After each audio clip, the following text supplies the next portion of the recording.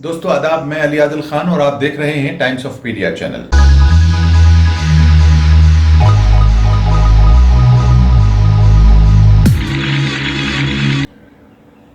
दोस्तों, जैसा कि हम जानते हैं कि इस कोरोना महामारी के सामने तमाम सरकारें फेल्योर होती नजर आई हैं और इसके ऊपर बार बार नुक्ताचीनी होती रही है।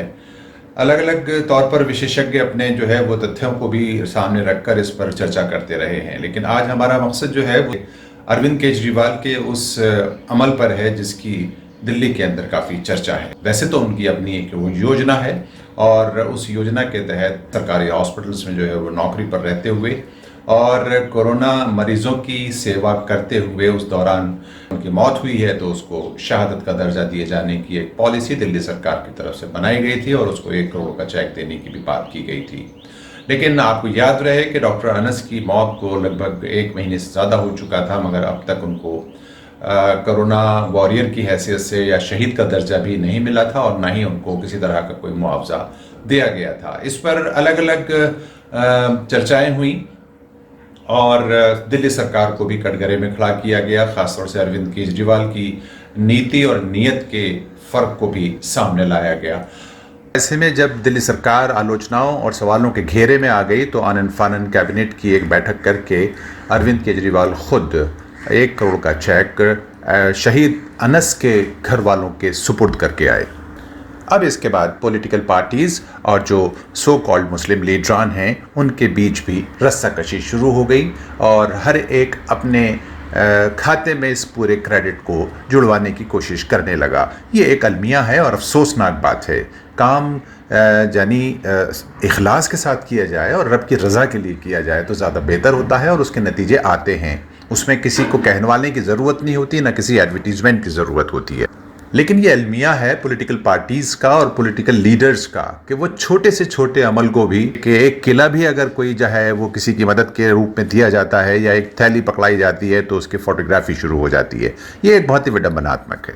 सवाल ये पैदा होता है कि ये चेक क्या सरकार की खुद ईमा पर दिया गया? जाहिर है सरकार की ईमा तो रही होगी, उसकी अपनी ही मर्जी रही होगी, लेकिन अब कुछ पॉलिटिकल पार्टीज इसमें ये सेहरा अपने सर बंधवाने के लिए और दूसरी मिली तंजीमें जो है वो कोशा हैं। तो इस सिलसिले में हमने बात की ऑल इंडिया मजलिस इत्तेहादुल मुस्लिमीन के दिल्ली के सदर कलीमुल हफीज से।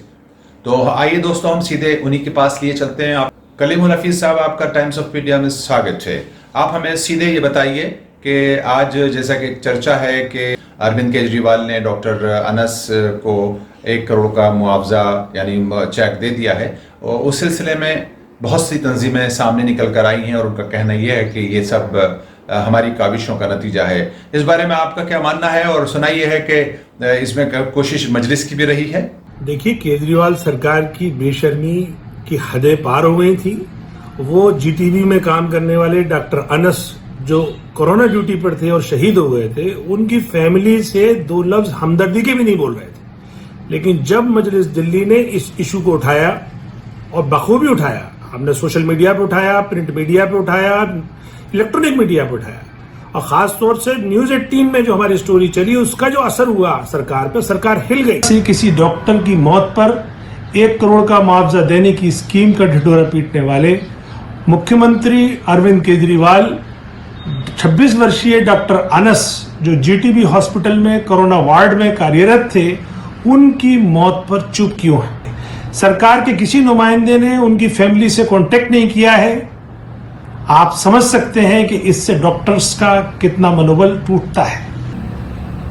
मजलिस इस बात को आपसे आगाह कराती है कि अगर आपने चेक और शहीद का दर्जा जल्द से जल्द नहीं दिया गया तो मजलिस इस मुद्दे को लेकर तमाम तर इकदाम उठाएगी, चाहे उसे कानूनी सहारा लेना पड़े, चाहे वो आपके सरकार या आपके दफ्तर के आगे धरना देना पड़े। दोस्तों, यहाँ कलीमुल हफीज जो ऑल इंडिया मजलिस इत्तेहादुल मुस्लिमीन के दिल्ली के सदर हैं, भले ही ये अपनी इस काविश के नतीजे में डॉक्टर अनस को दिया गया मुआवजा कह रहे हों, लेकिन तमाम तंजीमें और जो दूसरी हैं, ख़ासतौर से दिल्ली सरकार में जो मुस्लिम एमएलएज हैं वो भी इस पर ताक ठोकते नज़र आ रहे हैं और उनका भी यही कहना है कि ये काविशें हमारी रही हैं और हमने जो है कोशिश की है कि तमाम वॉरियर्स को, ख़ासतौर से जो मुस्लिम डॉक्टर्स इस बीच में शहीद हुए हैं कोरोना पेशेंट्स की खिदमत के दौरान, उनको मुआवजे जल्द से जल्द दिए जाएं और उनकी फैमिलीज़ के साथ सहानुभूति भी रखने की हम कोशिश कर रहे हैं। केजरीवाल मजबूर हुए और वहां जाकर देर से ही सही, लेकिन मरहूम की फैमिली को 1 करोड़ का चेक देकर आए। अब वो क्रेडिट कोई भी ले, सच बात यह है कि जो मजलिस का असल मकसद है कि समाज में कोई भी नाइंसाफी हो रही हो उसके खिलाफ आवाज उठाना और उसको इंसाफ दिलाना, अल्हम्दुलिल्लाह मजलिस ने वो इंसाफ दिलाया। हफीज साहब, क्या आप समझते हैं कि आपकी जिम्मेदारियां पूरी हो गई हैं इस कोरोना के महामारी के सिलसिले में? और इसके अलावा जो बहुत सी और जिम्मेदारियां मजलिस के ऊपर आती हैं या पॉलिटिकल पार्टीज़ पर आती हैं, और जाहिर है आप भी एक नेशनल लेवल की पॉलिटिकल पार्टी बनने जा रहे हैं और दिल्ली में काफ़ी सरगर्म नज़र आते हैं, तो आपको क्या लगता है कि आपकी अगली पॉलिसीज़ और योजनाएं क्या हैं? दिल्ली सरकार की किन किन योजनाओं के इम्प्लीमेंटेशन में जो कमियां हैं या कजी है या देरी है या इम्प्लीमेंटेशन योजनाओं का नहीं हो पाता है, तो उसमें आपकी क्या स्ट्रेटजी है और आइंदा आप किस किस्म की इस पर योजना रखते हैं?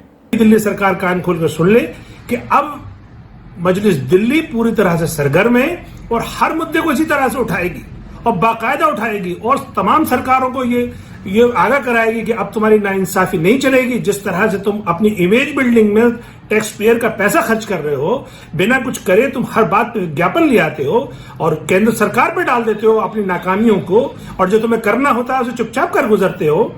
केजरीवाल साहब, जनता सब ये देख रही है और इस कोरोना महामारी में आपकी पोल खुल गई। न सिर्फ केंद्र सरकार फेल हुई है, आप भी उससे कम फेल नहीं हुए हैं।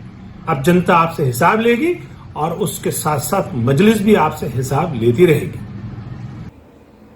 तो दोस्तों, ये थे कलीमुल हफीज जो मजलिस इत्तेहादुल मुस्लिमीन के दिल्ली स्टेट की अपनी काविशों का जिक्र कर रहे थे और किस तरह से वो ये बता रहे थे कि उनकी काविशों का ये नतीजा रहा है। अब बहरहाल ये है कि ताल कोई भी ठोके, लेकिन इखलास और नीयत के बारे में रब अच्छी तरह जानता है।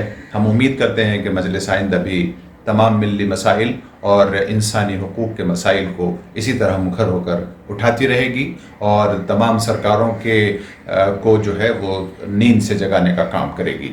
बहुत शुक्रिया।